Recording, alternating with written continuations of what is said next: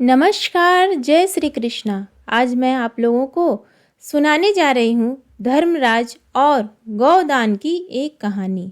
बहुत पुरानी बात है। एक गांव में बहुत धनी सेठ रहते थे। उनका नाम लाला जी था, किंतु उनके कंजूसी के कारण उन्हें लोग के लालची काका कहकर पुकारने लगे थे।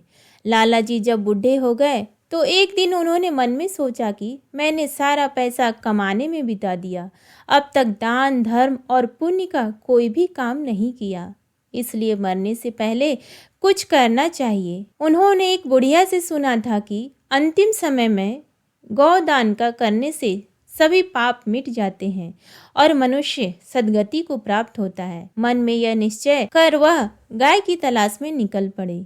एक किसान के पास गाय मिल गई, लेकिन सौदा नहीं पटा।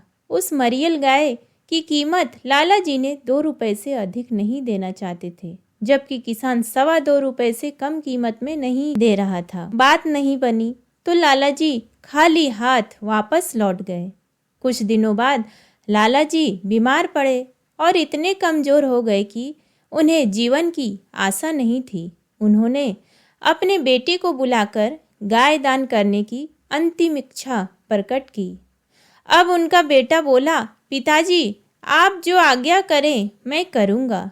गाय के अलावा अन्य वस्त्र, सोना चांदी, हीरा जवाहरात जो भी आप चाहे, हम सब दान करने के लिए तैयार हैं। तब लाला जी ने कहा, नहीं नहीं, केवल गाय का दान बहुत है। लाला जी ने बताया कि उस किसान के पास एक गाय है।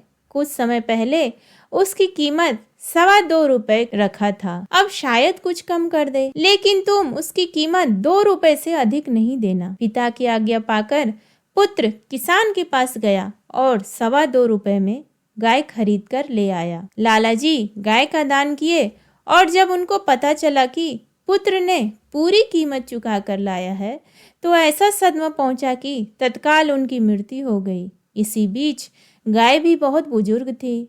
लाला जी के मृत्यु के 4 घंटे बाद गाय की भी मृत्यु हो गई। मरने के बाद लाला जी की आत्मा को दूत धर्मराज जी के पास ले गए और उनके पाप पुण्य का लेखा जोखा किया। सब देखने के बाद धर्मराज जी बोले, लाला तुमने अपने जीवन में पुण्य धर्म का कोई काम नहीं किया। मरते समय यह गाय का दान किया, वह भी 4 घंटे बाद मर गई, इसलिए तुमको भी 4 घंटे का ही स्वर्ग मिलेगा और बाकी समय नरक में बिताना पड़ेगा। लाला जी बोले, कोई बात नहीं, मुझे 4 घंटे का स्वर्ग मिला है तो वही सही, पहले स्वर्ग में भेजिए और बाकी समय नरक में बिता दूंगा। धर्मराज जी बोले, पहले 1000 वर्ष तुम्हें नरक में जाना है, फिर तुम्हें स्वर्ग का सुख मिलेगा। लेकिन लाला जी बोले, पहले मैं स्वर्ग जाना चाहता हूँ।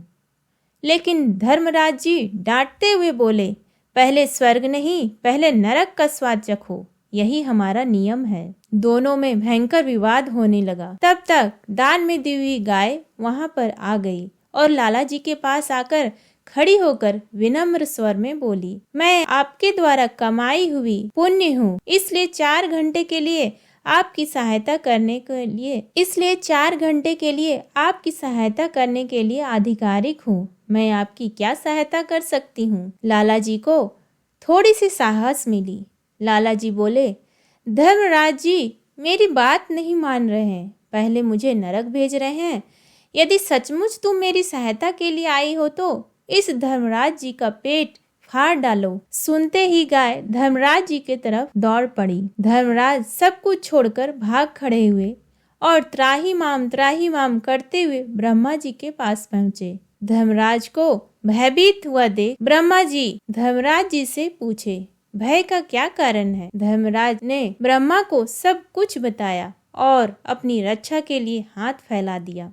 इसी बीच गाय के साथ लाला जी भी ब्रह्मा जी के सम्मुख उपस्थित हो गए। ब्रह्मा जी ने लाला जी को समझाया, हमारे नियम के अनुसार तुमको नरक में जाना होगा पहले, बाद में तुम्हें स्वर्ग का सुख मिलेगा।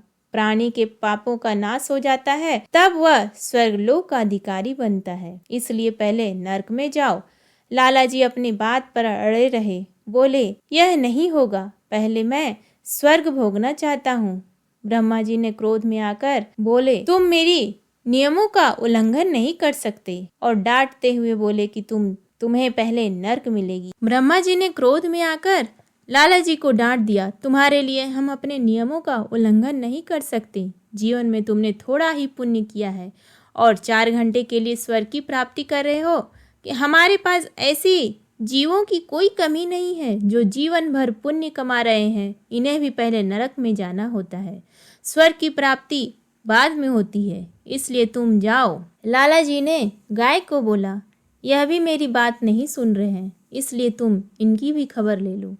ब्रह्मलोक में हलचल मच गई। अपने प्राण की रक्षा के लिए त्राहिमाम करते हुए विष्णु धाम को चले गए। सारा वृत्तांत भगवान विष्णु को सुनाया। विष्णु भगवान ने भी लाला जी को यही निवेदन किया कि यह संभव नहीं हो सकता। नियमों का पालन देव दानव मानव गतिविधियों के लिए जरूरी है। लाला जी ने विष्णु भगवान के साथ भी वैसा ही व्यवहार किया। ब्रह्मा विष्णु और धर्मराज अपने जान हथेली पर रखकर भागे और भगवान शंकर जी को जगाया। अचानक सबको आने का कारण जानकर भगवान शंकर जी को गुस्सा आ गया। इसी बीच गाय का समय समाप्त हो गया।